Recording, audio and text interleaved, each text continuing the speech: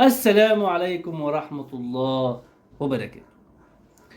هنتكلم يا جماعة في موضوعين مهمين جدا لعشاق الفانيلا الحمراء، طبعا محبي النادي الأهلي، طبعا فيديو مهم ليهم يا جماعة. تابعونا إن شاء الله يا جماعة، وما تنسوش الاشتراك في قناة الكورة مع الزنفولي، حاجات مهمة جدا لعشاق الفانيلا الحمراء.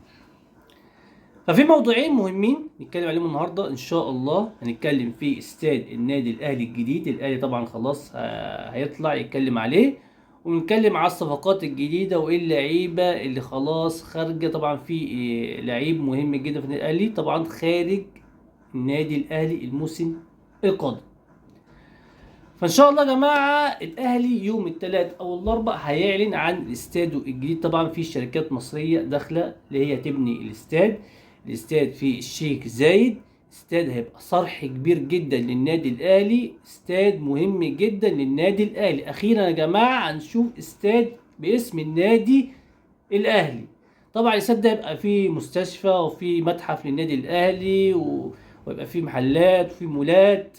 هيبقى نادي كبير جدا ويبقى استاد كبير جدا للنادي الاهلي. طبعا هيبقى يعني انجاز ما بعده انجاز. طبعا الكابتن محمود الخطيب خلاص يا جماعه هيبداوا كمان الحفر. خلاص يعني هيبداوا الحفر يوم الاربعاء ان شاء الله. طبعا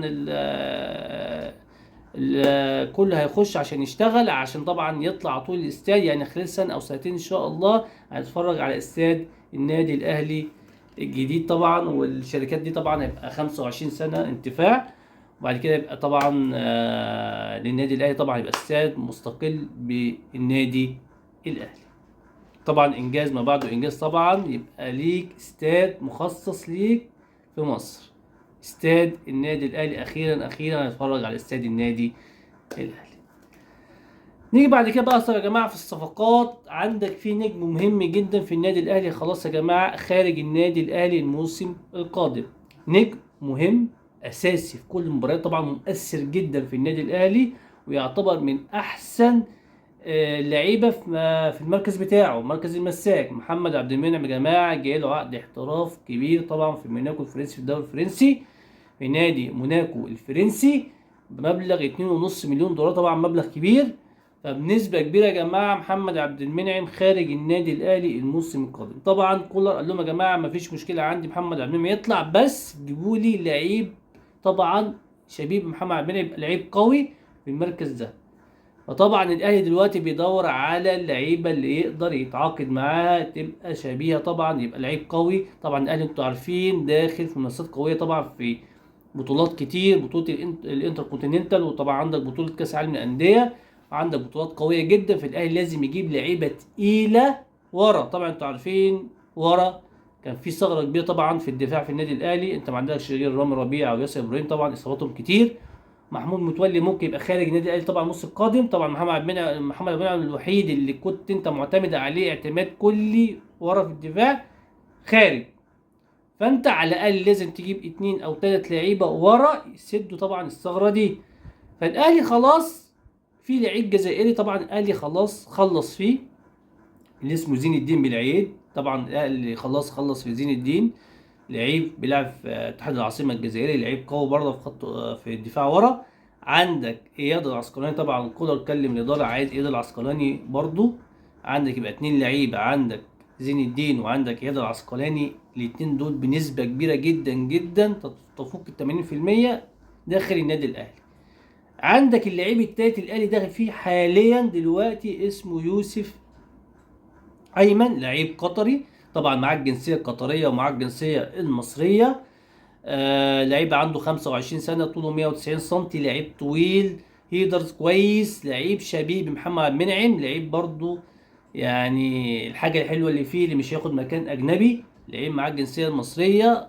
طبعا في مصر مفيش لعيبه كويسه في مصر، يعني لعيب عمل يعني لعيب ظهر كده لكولر. طبعا كولر شايف اللعيبه بتاعت مصر كلها شبه بعض، فهو كولر يعني اللي شايف اللي من احسن اللعيبه اللي شايفها دلوقتي ايضا عسقلاني وزين الدين. فلسه كولر طبعا بيتفرج على يوسف ايمن، بيشوف دلوقتي ليه مطوشه كتير، بس خلاص لجنه التخطيط شافت اللعيب ده قوي جدا يقدر يلعب في النادي الاهلي. فربنا يسهل، ممكن يبقى التلات لعيبه ان شاء الله دول في النادي الاهلي. يعني عندك ايضا عسقلاني، عندك زين الدين، وعندك يوسف ايمن. بنسبه كبيره التلاته دول يا جماعه ان شاء الله في النادي الاهلي الموسم القادم. طبعا كولر عايز مش اقل من 7 أو 8 لعيبه الموسم الجاي. في لعيبه كتير خارجه من النادي الاهلي، زي عندك ديانج ممكن يطلع، عندك بيرسيتاو، موديتس، عندك كريستو برضو خارج. فكولر برضو عايز مش اقل من 4 لعيبه اجانب طبعا عشان يقدر ينافس في البطولات الموسم الجاي. فالاهلي فيه لعيبه كتير طالعه، وطبعا طبعا احنا مش عايزين نتكلم طبعا في اللعيبه اللي طالعه دلوقتي، وعشان لسه الاهلي عنده دوري. ف يعني كمان كام فيديو كده اقول لكم على كام لعيب كده طالع من النادي الاهلي ان شاء الله. وفي اللعيبه الاهلي خلاص، يعني خلاص زين الدين ده خلاص اساسي في النادي الاهلي. عندك هنا عسكري بنسبه كبيره خلاص. عندك دلوقتي لسه كوره بيتفرج على يوسف ايمن. ففي لعيبه برضو في الباك الشمال اللي برضو كوره بيتفرج عليها. عندك فيرود الاهلي لسه هو بيفكر فيه برضو. فان شاء الله اول ما اي صفقه الاهلي هيخلصها ان شاء الله هطلع اقول في الفيديو. طبعا يا جماعه تابعونا على قناه الكوره مع الزنفون، ان شاء الله هجيب لكم كل جديد، كل صفقات النادي الاهلي الجديده طبعا ان شاء الله. فما تنسوش المتابعه والشير يا جماعه على قد ما تقدروا، واللايك بتاعك الجميل ان شاء الله. والسلام عليكم ورحمه الله وبركاته.